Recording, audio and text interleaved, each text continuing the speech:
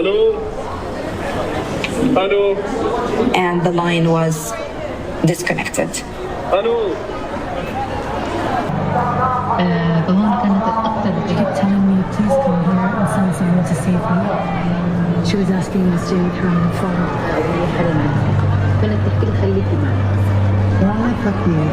Dispatch in a place called Albia calls from overseas to reach her again, and then she asked to speak to me. She begged me on the phone to stay with her.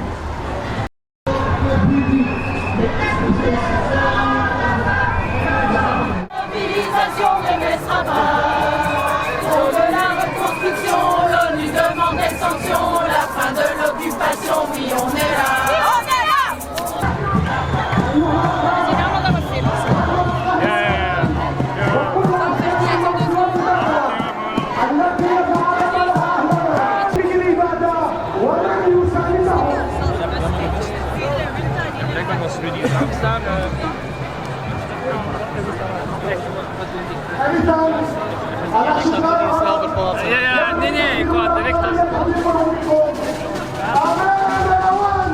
لتحتسعوا سلاطينكم نصرة لقضيتكم المركزية. فما زال الاستعمار يحكي ما طبقه على منطقتنا، يذبح من الوليد إلى الوليد، ليس لأنه ضعيف. يا تمرين عجزت من هنا ومن وسط هذا الحشد الكريم.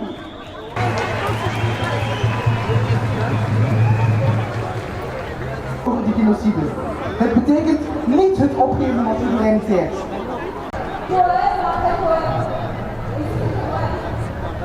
Ja, dat is Islamic poetry en die zegt vaak: On dira qu'on criait pour Gaza.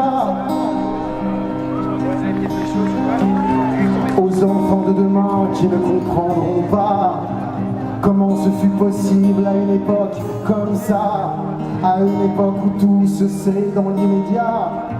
Que disait quel ministre, que montrait quel média, lorsqu'il sera trop tard pour oser se morfondre? Qu'oserons-nous répondre aux enfants de demain qui demanderont un jour? Que disaient nos refrains? Est-ce qu'ils parlaient d'amour, de lutte, de justice, ou tout ça à la fois? Ou est-ce que les artifices prenaient quand même le pas à l'avant-scène d'un monde à feu et à sang? Qu'écoutait-on vraiment? Peut-être dirons-nous qu'on était une poignée, quelques-uns, quelques-unes, puis soudain des milliers, à se passer le mot, qu'importe les pressions, et à porter bien haut toutes nos convictions, à donner de la voix, à se donner la main, à lutter pour rien.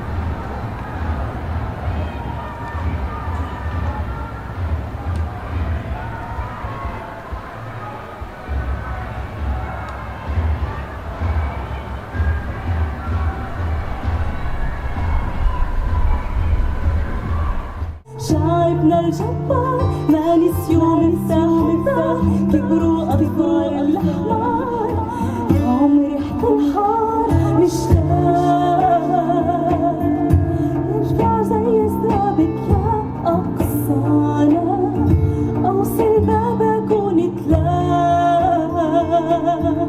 نحضن. À chaque enfant tué, chaque foyer intentionnellement bombardé, chaque hôpital attaqué, chaque journaliste assassiné, mon cœur se déchire. J'ai du mal à réaliser que cela va bientôt faire 2 ans que nous assistons à un génocide filmé en direct, à la fois par ses bourreaux et ses victimes. Des centaines de milliers de Palestiniens vivant dans le nord de Gaza souffrent officiellement de famine et des personnes meurent de faim tous les jours. Nul ne peut l'ignorer.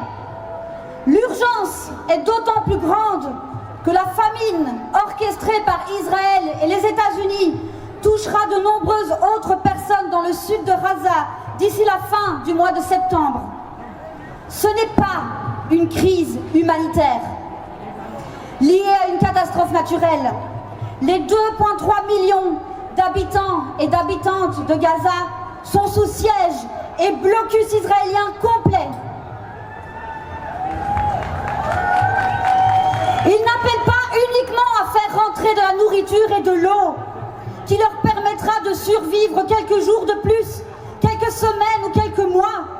Ils appellent à démanteler le système israélien qui les oppresse, qui les colonise, qui les tue, qui vise à les expulser de leur terre pour y être remplacés par des colons. Israël ne pose pas seulement une menace pour les Palestiniens, mais pour l'humanité tout entière. Non seulement en exportant ces tactiques d'oppression testées sur les corps du peuple palestinien et sa société, mais aussi parce qu'il détruit les fondements même d'un système multilatéral basé sur le respect du droit international. Dans nos dizaines et centaines de milliers, nous sommes ici aujourd'hui à Bruxelles pour crier haut et fort, pas en notre nom et pas avec notre argent. Nous demandons à la Belgique des sanctions sur Israël, la fin du commerce avec Israël, des sanctions diplomatiques, un embargo militaire complet, le boycott des institutions académiques et culturelles qui sont complices de crimes d'atrocité commis par Israël à l'encontre du peuple palestinien. Et si manifester est important, et vous voir ici aujourd'hui si nombreux lance un message fort, cela n'a d'impact que si cela s'accompagne d'autres actions et d'autres types de pressions. C'est ainsi que le mouvement, avec des pressions collectives, a obtenu un embargo d'énergie en Colombie, que l'Écosse a voté un boycott d'Israël, que des containers de matériel militaire ont été empêchés d'embarquer sur des bateaux à destination d'Israël dans le port d'Anvers, que l'université d'Utrecht aux Pays-Bas déclare un boycott académique, que l'entreprise basque d'acier Sidenor a décidé d'arrêter ses contrats avec l'armée israélienne. C'est parce qu'il y a des pressions populaires.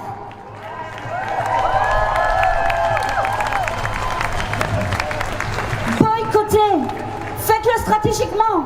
Allez sur les réseaux sociaux du mouvement BDS pour voir quelles sont les cibles prioritaires où mettre l'énergie. Boycottez les produits israéliens dans vos supermarchés, les vins, les fruits, les légumes, SodaStream. Boycottez les magasins Carrefour. Boycottez Zara. Boycottez le fast-food McDonald's. Boycottez la Xbox de Microsoft. Boycottez les médicaments Teva. Boycottez Disney+. Utilisez votre pouvoir de consommateur et consommatrice pour faire pression sur les entreprises complices de ces crimes. Mais aussi, organisez-vous sur vos lieux de travail.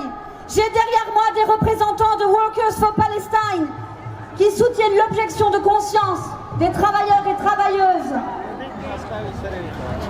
Comme l'acte incroyablement courageux et impactant des travailleurs et travailleuses de Brussels Airlines qui ont décidé de refuser de servir l'avion allant vers Tel Aviv et de dire non au tourisme as usual. Les travailleurs de plusieurs secteurs s'organisent comme au sein des écoles avec Teachers for Palestine, dans le secteur des soins avec Health Workers for Palestine. Au sein des médias, les journalistes s'organisent aussi pour dire non à la propagande israélienne. Never again, plus jamais ça, c'est vraiment maintenant Ensemble, nous pouvons et nous devons mettre fin à toute complicité avec la solution finale d'Israël pour le peuple autochtone palestinien. Ensemble, nous pouvons soutenir le démantèlement de l'apartheid israélien, tout comme nous avons démantelé l'apartheid sud-africain à l'époque.